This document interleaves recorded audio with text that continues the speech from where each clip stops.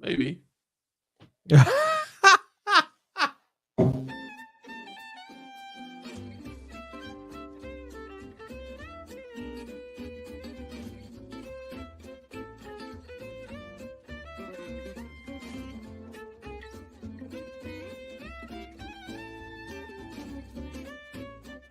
How do you do, neighbor?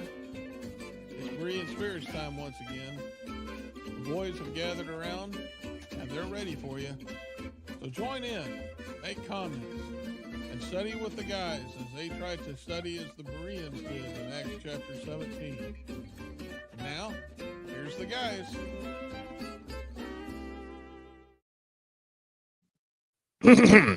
Good morning and welcome back to Berean Spirits for the first episode of 2026. Can we get it? I don't have my thing near me, so I can't do the applause. Woo! Woo!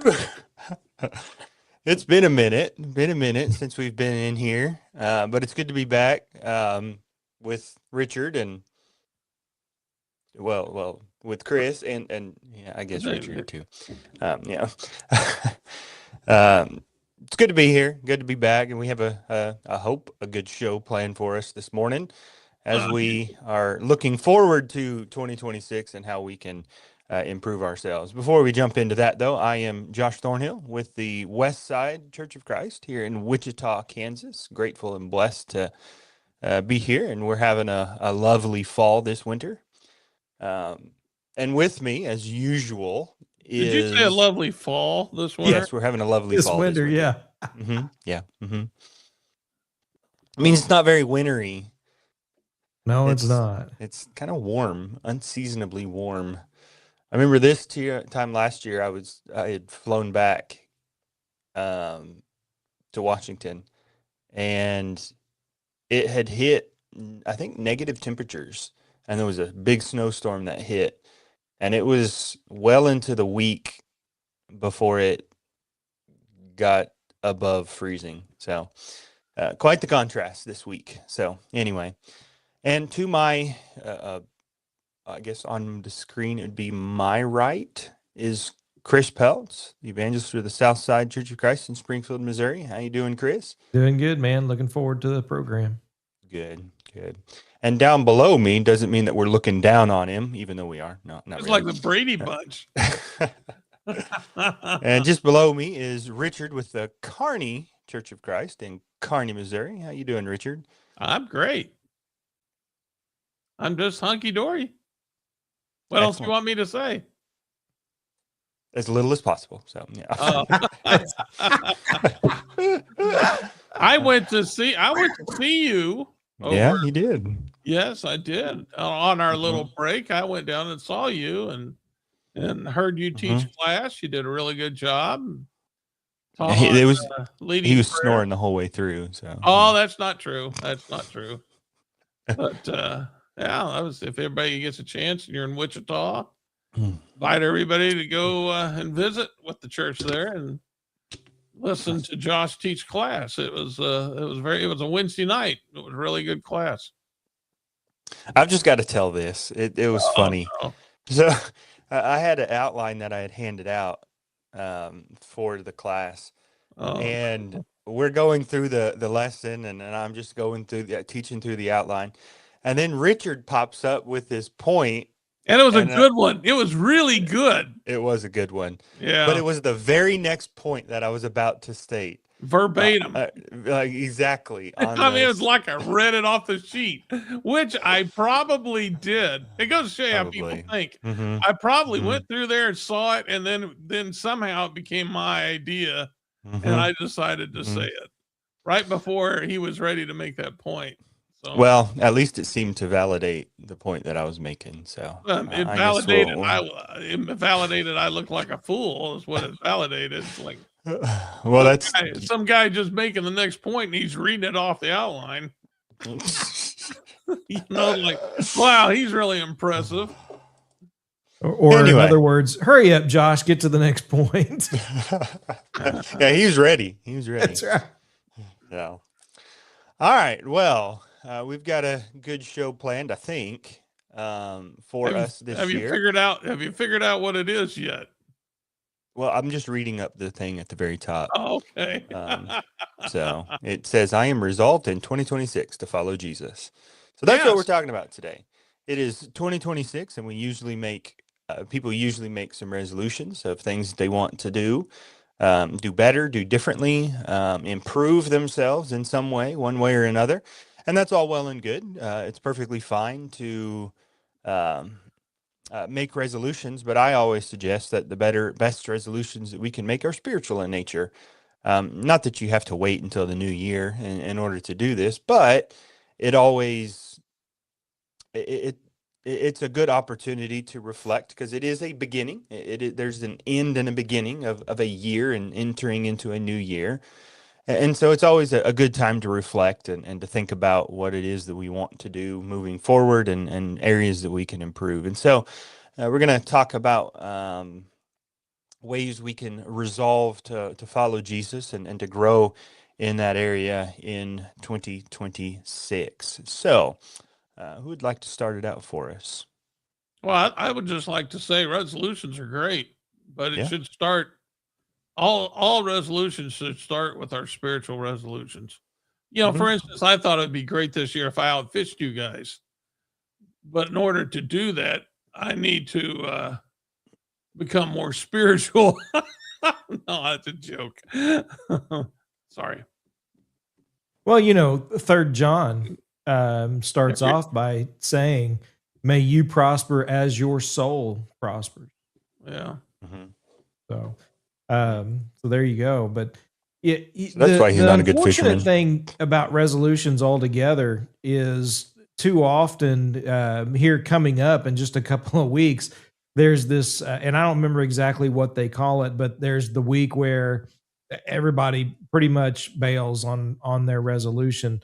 And that seems to be a pretty regular thing, especially with all the physical resolutions. But while we can start with spiritual resolutions, we've got to make sure that we are ready to maintain them and continue through with them, whether it is Bible reading, whether it is the way we talk to someone, whether it is something that we're doing as far as influencing friends and family or neighbors, or talking to someone about the gospel. So many things that we could do, in this new year, as far as not only growing ourselves, but being an influence on others. I think it's very important for us to, have that commitment, and maybe that's the resolution, right? To be committed to this, not just short term. It's interesting because several years ago, I did a lesson on the song I Am Resolved. And, I was talking about resolutions, and, resolutions are those things that you do for the first 3 weeks of the year before you resume your natural habits. But you think about the word resolution, it's a form of the word, or it's a kind of an expansion of the word resolute. And I think that's related to the word resolve. There's some kind of relation there.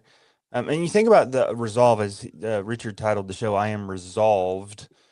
That word is a determination. There's a determination there.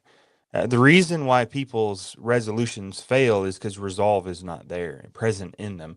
I think in Daniel chapter 1 and verse 8, where Daniel, when they're in captivity, and he has every excuse to reason, well, we're in Babylon, and, we're captives, and we're just going to have to listen to what the king says. It says in verse 8, he purposed in his heart that he would not defile himself with the king's choice food or with the wine which he drank. And so, there was a determination within his heart that he wasn't going to allow himself to be defiled. And I think that's the difference between those who are successful spiritually and those who are not, is there's a determination and resolve there to go forward and to keep going forward and to press forward. I think you can see that as well in the book of Hebrews,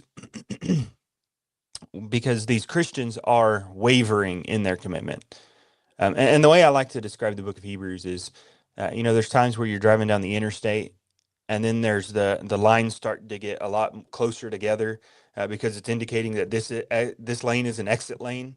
And if you're in that lane, you're still on the interstate, but if you keep in that lane, you're going to get off. And these Christians in the book of Hebrews, they were in the lane, the exit lane. They hadn't gotten off yet, but they were in the exit lane. And the point that he was trying to make to them is that they needed to deepen their commitment and their resolve to Christ and to follow him more faithfully, so that they could overcome the persecutions that were present or to come. And so I think that's a key to whatever it is that we're going to be talking about tonight. There has to be a resolve, or this morning, excuse me, a resolve, a determination within ourselves to accomplish what it is that we set out to accomplish. Otherwise, it's just wishful thinking. So go ahead. Well, I agree. I think, you always got to make a determination before you do something. And, Barnabas in Acts 11, when he got to Antioch, he encouraged them all that with purpose of heart, Acts 11:23, they should continue with the Lord. So, I mean, there is you have to set your heart to be able to do something spiritual. You got to make a determination, and you're going to have to want to stick with it. The problem, I think, comes into, how do you go from making this into a habit instead of just, something that's going to die here, and, some determination that's going to find a way to fail in 2 or 3 weeks. That's what you want to do, is to get it established as part of your life. And that's not always easy to do. Just making a determination is the part. That's the first step. But there's more to it in following Jesus. You're going to have to, and I think Jesus was parlaying. I think he was putting that out there when he was walking on the earth. He was trying to convince people about what it's going to take in order to be following him, and counting the cost. In Luke 14. When he talked about some ruler going to war, and not counting, whether or not he can finish the battle or win the battle. He hadn't counted the cost, those types of things.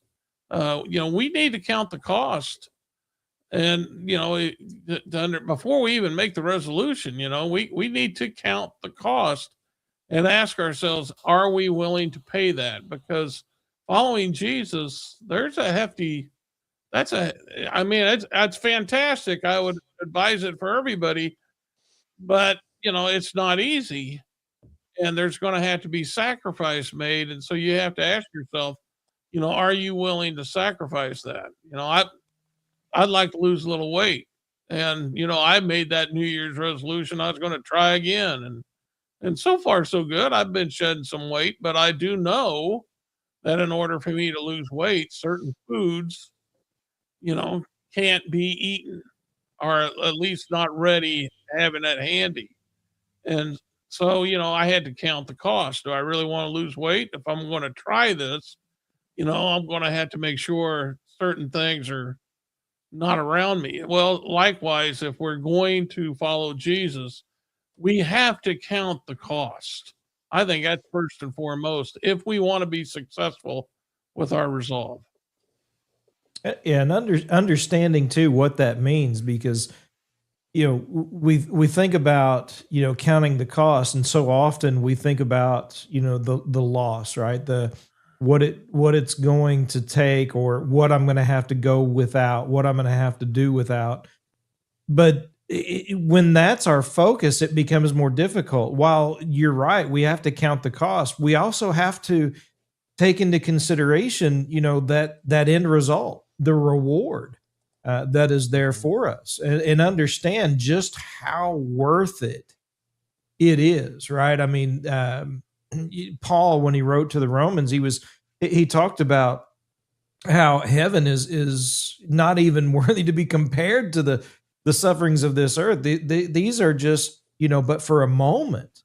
And so these struggles, these difficulties, but yet what we have eternally, if we are successful, that is, really what will help motivate us to carry through the resolutions that we make. Yeah, that's a good point, because people who do resolve to lose weight usually have skinny clothes that they keep around and look at, that they want to get into. And so, they see that as their goal, and they keep an eye on that as their goal. And so that's a good point to bring up, is the fact that, yes, we do count the cost, but keeping your eye on, what you can, how you can be benefited, that's something to keep in mind as well. While Richard was talking, just to pass the time, because, it's anyway, I looked up. Thought I was killing time for you. I looked up, how long it takes to establish a habit, and the average is 66 days. But it can vary, it says, from 18 to 254 days. And so there are, some differing amounts of time, but a significant amount of time is devoted to building habits. And so I think that would include the spiritual habits that we're trying to build. But, thinking about the reward, I think that is a valuable key to keeping the progress going. There's a lot of different financial advisors out there, but I know and they have differing ideas of things. But I know particularly Dave Ramsey. I've listened to him quite a bit, and he's talking to people who are trying to get out of debt. And one of the things that he suggests is what he calls the debt snowball, where you start small and you start building progress from there. And so what he tells you to do is to take your debts, smallest to largest, and then you start paying the smallest one off first. And then once that one's paid off, you move to the next smallest one, and then what then is the smallest one, and then you just keep building until you tackle all of them. And the reason why he's suggesting doing it that way is because a lot of people think, I need to start with the biggest one first, and then that takes forever, and then they kind of start petering out. Well, what he says is if you start with the smallest one, you get a quick win, you get a reward there, a progress.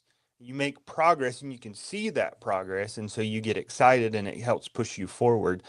So reward is important. We need to look to the reward. I think that's part of Hebrews 11, where Abraham was looking to the city which has foundations, whose builder and maker is God. Moses was willing to suffer reproach with the people of God than to enjoy the passing pleasures of sin, for he was looking to the reward. And so that's part of the. I hate to use this illustration because I feel like it diminishes the reality. But that carrot on a stick that you hold in front of the animal to keep it moving. I hate to relate it that way, but I think it does provide a good illustration of. There's something in front of us that we're working toward. There's a reward that we're seeking, and only through that diligence, only through that continued effort, are we going to be able to reach that reward and to accomplish the goals that we truly want to accomplish. I think Paul talks about that in Philippians chapter 3. In fact, around verse 12. Not that he's already obtained, but that he, not looking back, but striving forward to that upward goal, that call, that prize that lies ahead. In fact, he goes on in the next couple of verses and he says, let those who are mature think this way.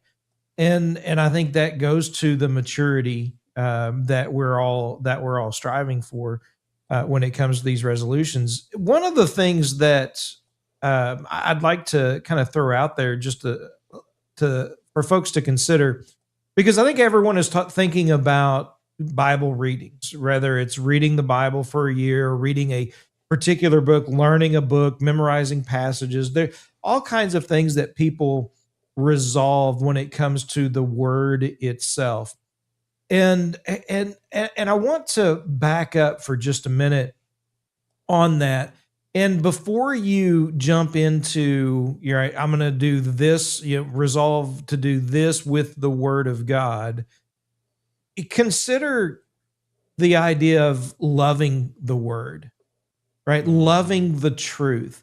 Love, we think about that sometimes as just simply an emotion. It is a choice. 1 Corinthians 13 describes what true agape love is, and it is a choice, just as we are to love one another, as God has loved us. That's a choice that we make, and that is, being resolved to make that choice to love the word of God. Because what do you do with the things that you love? What do you do with the people that you love? You talk to them, you spend time with them, you make an effort, right, for that, to learn and to grow and to draw closer to them. And that's ultimately what we're talking about, not only loving God but loving truth. Because without that love of the truth, 2 Thessalonians chapter 2 makes it very clear that that we will fail, right? I mean, we will be lost because we do not have a love of the truth. And so, loving the truth, determining and being resolved to love the truth, I think will help us in our approach when we read, because we're not just reading to get through a resolution. We're reading to learn and to grow in that love and understanding of God and His truth. Yeah, and I think that idea can be evident when you're talking to people and you're presenting truth to them and they still don't want to hear. This is true in religious matters. Why don't people see the truth on baptism or the truth on all, whatever Bible topic you want to put in there? It's because they don't want to. People don't want to know or hear the truth, and so they find reasons to reject it. But if we love the truth, we're going to seek it, and we're going to be able to receive it, or willing to receive it once it does come. And so, very good. Well, I mean, we talked about loving the truth, but we also talked about heaven, thinking about the reward. I was just thinking about, where does fear come in? Yeah. Because a lot of times you'll see people when they're trying to, let's say, lose weight, for instance, they fail, and then all of a sudden they have some type of health incident, and now they succeed. All of a sudden death becomes very real to them, and they become very serious, and they suddenly succeed. So, under the same light, where does fear come into play?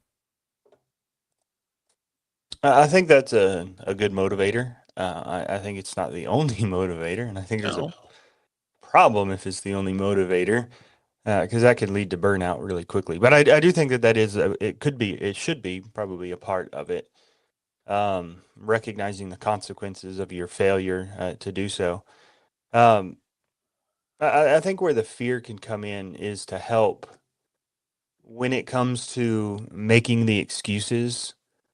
You think about Matthew 25 with the parable of the talents, that guy, the 1 talent man, he's making excuses. I knew you to be a hard man, reaping where you did not sow, gathering where you scattered no seed, and I was afraid and went away and hid your talent in the ground. See, have what is yours. And the master's not, well, okay, you were afraid, and so I understand why you wasted that talent. He says, you wicked and lazy slave, you knew that I reap where I did not sow, gather where I scattered no seed. Therefore, you ought to have put my money in the bank, and on my arrival, I would have received back my money with interest. Therefore, take away the talent from him and give it to him who has 10 talents. That he allowed himself to be immobilized by his fear, and we can debate whether that's just an excuse or if that was the reality. But he can allow himself to be immobilized by his fear, and then he doesn't do anything. I've heard people talk about paralysis by analysis, or something like that, where they just get so caught up in the analysis of it that they don't know where to start. They kind of freeze up, and I don't know how to start. I don't know where to begin. And this guy, he was afraid of his master, he says, and so he buried it in the ground. At the end of the day, that's an excuse, and clearly not a very valid one, because you see the end of him, the result that took place. And so, yes, we ought to have a fear of the consequences, but I would suggest also the fear needs to be that reverence. If fear is going to get us anywhere, it's got to be that reverence for God. Not that we shouldn't have that other kind of fear for God. I think they both go together. But there has to be that fear of God in our hearts if we're going to be able to accomplish what it is that we need to accomplish. Because I think that's the reason why there's so much, as Paul says in Romans 3, why there's all this sin that's a problem, is because there's no fear of God before their eyes. And so I think both of those do play a part in us being as determined or moving forward in the way that we ought to move forward. Work out your own salvation with fear and trembling. Mm-hmm. Philippians 2. So, yeah, I think fear's got to have a part of it. Yep. And that's comes probably into the decision to decide to follow Jesus. Mm-hmm. You got your reward, but you got the fear also. I mean, it's either one or the other. I mean, what do you want to, how do you want to live your life? Do you want to live your life expecting to go to heaven, or do you want to live your life expecting to go to hell? I mean, that's really your only two choices. And so then, if you decide I want to live my life expecting to go to heaven, then, then you make the resolve, right? That's when you say, okay, let's get it done. Would that be right? Mm-hmm. I think so.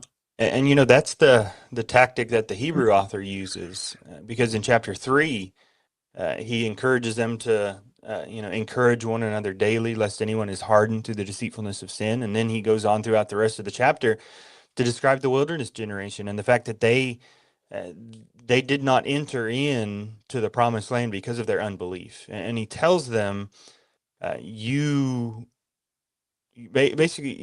treading down the same path that will lead you to the very same end. You are displaying the same unbelief that this wilderness generation displayed. And you know what happened to them, and it's going to happen to you too. And then later on in chapter 10, he says, if we sin willfully after receiving the knowledge of truth, there no longer remains a sacrifice for sin. And if, the consequences were great under the law of Moses, how much more will the consequences be to reject the law of Christ? And he says in verse 31, I believe, it's a terrifying thing to fall into the hands of the living God. And so he does use that tactic. You need to be wary of the consequences of your actions here.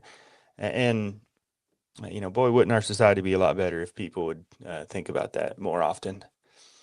Peter does similar things in his writings. 2 Peter chapter 3, for example, after going through and refuting the idea that, since Christ hasn't come by now, he's not going to, and the power of the word, and, and the fact that the day of the Lord will come in verse 10, he goes on in verse 11 to say, knowing all of this, what manner of life ought you to live?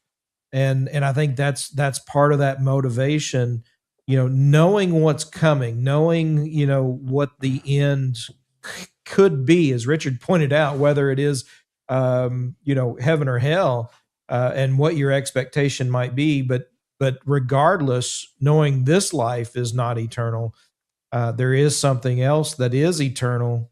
What's that going to motivate you to do? What manner of life ought you to live? And, and he goes on in verse 18, to grow in grace and knowledge of our Lord and Savior, Christ Jesus. So all of those things I think are important and valuable to motivate us, whether it's love, whether it's fear.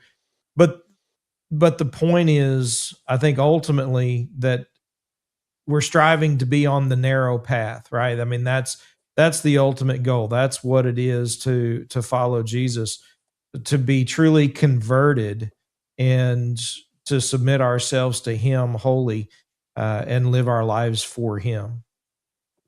Well, we're learning. What we're setting out to do is to be like Jesus. We're setting out to be like the Son of God. And, that's no small endeavor, So I would think then that, if you're going to take on, and it's a very noble quest. It's the most noble quest that anybody can do is to be like Jesus. If that's what you're going to do, if that's your decision, then wouldn't it help to have a game plan, to have some type of plan on how can I be successful in being able to accomplish this? I would think there would be. Absolutely. Because if you aim for nothing, you'll hit it every time. Yeah, well. That one's for free. There you go. I was thinking about my casting. I guess, the way Ryan got tangled up the last time we fished, we should be thinking about him. Yeah, poor guy. He spent the whole day untangling that line. He aimed for everything but the water. So real quick, you talk about casting, Richard. You were a golfer. You're into sports and baseball. What is one of the most important things about to have or to do when you're swinging a club or a bat or even casting a fishing line? What's one of the biggest things that you would tell somebody? Well, you keep your eye on the ball. Okay, and then what? But I mean, as you swing, what do you do? Well, you make contact. And then that's it? You just stop? Well, you swing through the ball. You follow through. Yeah. That's the biggest thing right there. Because when you don't follow through, that's where things get wonky, right? Things go sideways. You've got to have that follow through, and there's in every aspect of life there is that follow through that we talk about, and spiritually it's no different. Paul in 1 Corinthians chapter 9, the Hebrew writer in Hebrews chapter 12 at the very, very beginning talks about running to win, right? When you're running, we've got this cloud of witnesses from chapter 11 that are cheering us on. We're running to win, and we set our eyes on that goal of winning that race, and we run to win the race. And that means we've got to follow through and make sure that we don't quit, we don't give up, that that Christ is where our focus lies. Just like Peter walking on water in Matthew chapter 14. When he began to sink, it was because he wasn't focused on Jesus anymore. And so, following through and keeping our eyes on Christ is going to help us to make sure that our habits are developed and we're living our life according to His will.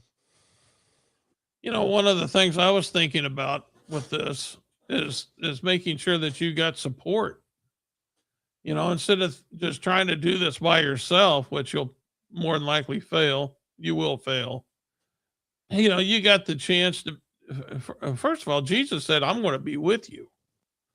I mean, that's about the best support anybody could even come up with, I would say. But that's not all that the Lord has provided for us. And, he's, once you've been baptized into Christ, He adds you to the church. And that's people who are like-minded. Those are people who are like you, who hopefully are, made that same resolve that they are going to be like Jesus. And so, making sure that you have support, and that means, you gotta communicate with God. You gotta listen to what He says in the Bible, and you gotta pray to Him. But you also need to go to your brethren, because a lot of times the Lord will answer your prayers with a brother. That brother's there to encourage you. And I know we say this a lot, but Hebrews 10:24 and 25, it says, let us consider one another in order to stir up love and good works, not forsaking the assembling of ourselves together as the manner of some, but exhorting one another, and so much the more as you see the day approaching. Hebrews 10, 24, 25. So, getting to church is a big part of making sure you don't fail in this endeavor. And a lot of times when people fail, it's because they just stop coming to church. And that's a big sign your resolution, your resolve to follow Jesus is and it's hitting the skids. It's not going to work. Yeah, and we can come back to that Hebrews then. The author is writing to these Christians because they're departing. They maybe have not fully departed yet, but they're departing from Christ. And there's really two things that he uses to focus on to help them as they go throughout, as he goes throughout this letter. One of them is what you just mentioned, leaning on your brethren. He talks about in chapter 3, we mentioned a minute ago, that, encourage one another daily while it is called today, lest you be hardened through the deceitfulness of sin. Chapter 10, 24 and 25, encouraging one another, stirring one another up to love and good works, not forsaking the assembling. In chapter 12, I believe he talks about strengthening the feeble knees. It's an emphasis upon one another. You need your brethren. There's this support group that God has given in order to enable you or empower you to be able to press forward. And then the second one, and perhaps the most important, it is the most important, kind of focusing on what our show title is you need to fix your eyes on Jesus. That's kind of the culmination there in chapter 12 and verse 2 rather, fixing our eyes upon Jesus, the author and finisher of our faith. He's spent 10.5 or 9.5 chapters emphasizing who Jesus is. He's the better messenger. He's the better apostle. He's the better priest. He's the better sacrifice. He's better in every way. He provides the better rest. He inaugurated the better covenant. Everything about him is better. And I heard someone say, if you just knew who Jesus was, you'd never cast off your faith in him. And that's really what he's trying to do, is fix your eyes on Jesus, and you'll never go astray when you're doing that. I heard an illustration of this man. It was snowing out one day, and there's these 3 boys playing outside. And this man challenged the 3 boys to a race. And it wasn't a race where, the first one to cross the finish line won. It was the one who ran the straightest line won. And so one of the boys ran, and he was looking straight down at his feet, trying to make sure he kept straight on his path. The next boy, he looked behind him. He kept turning back and looking at his path to see how straight it was.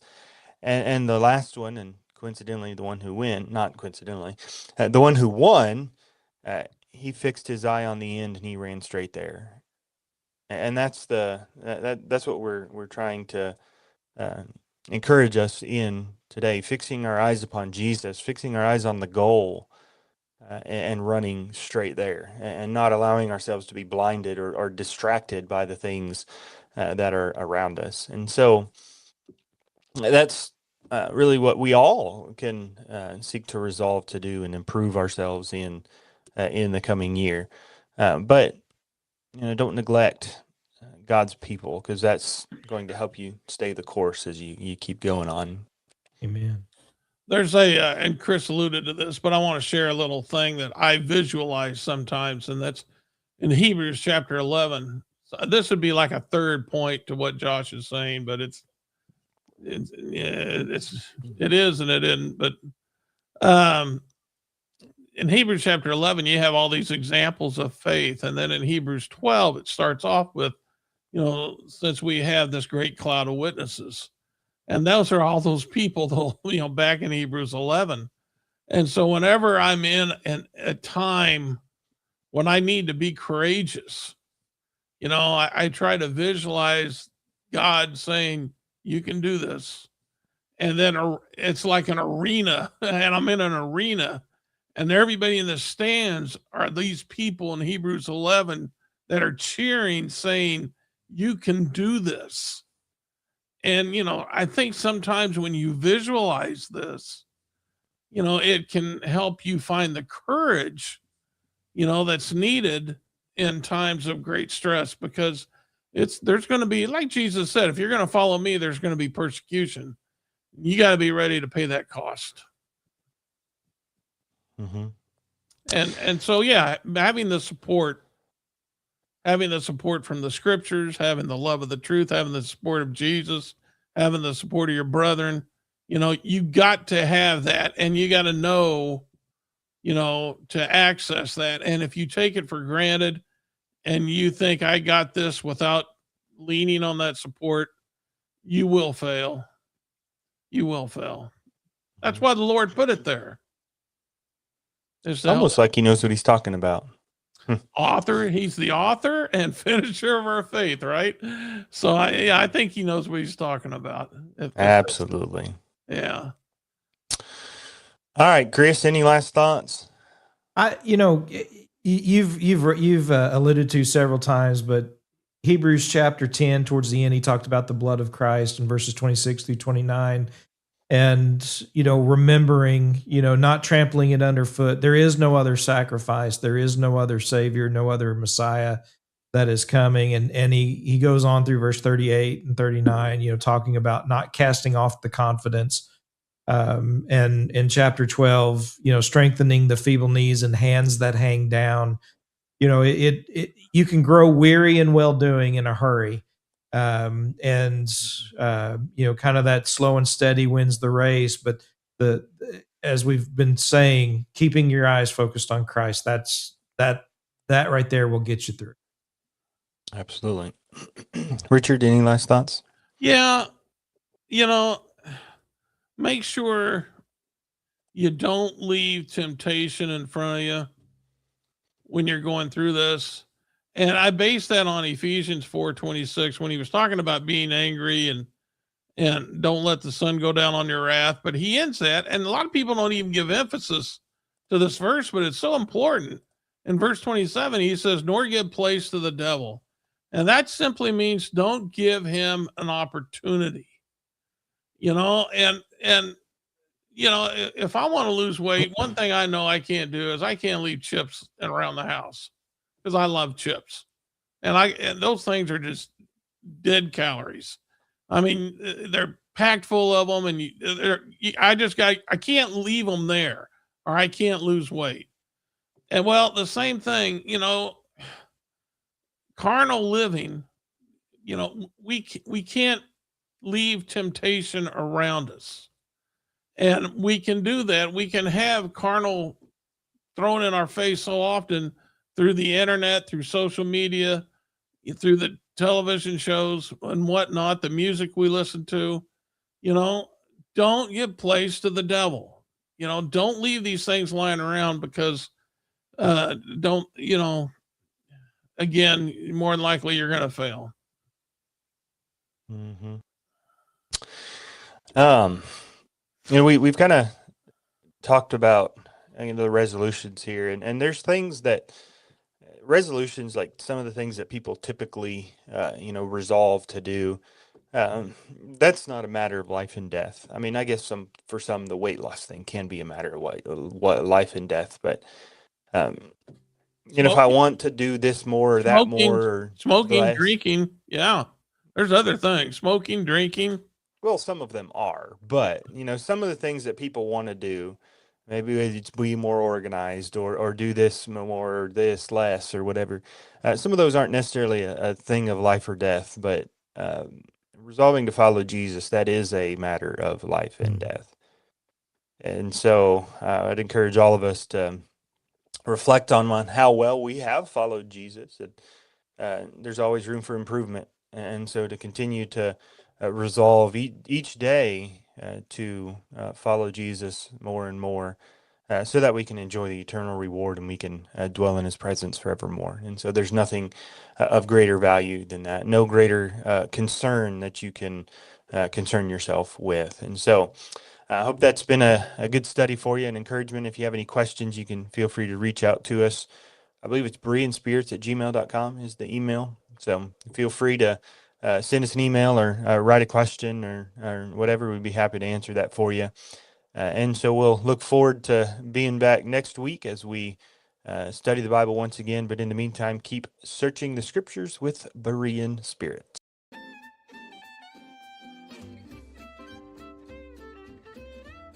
Well, folks, that's all for today. Don't worry. Lord willing, the guys will be back next week for another Bible study on Berean spirits.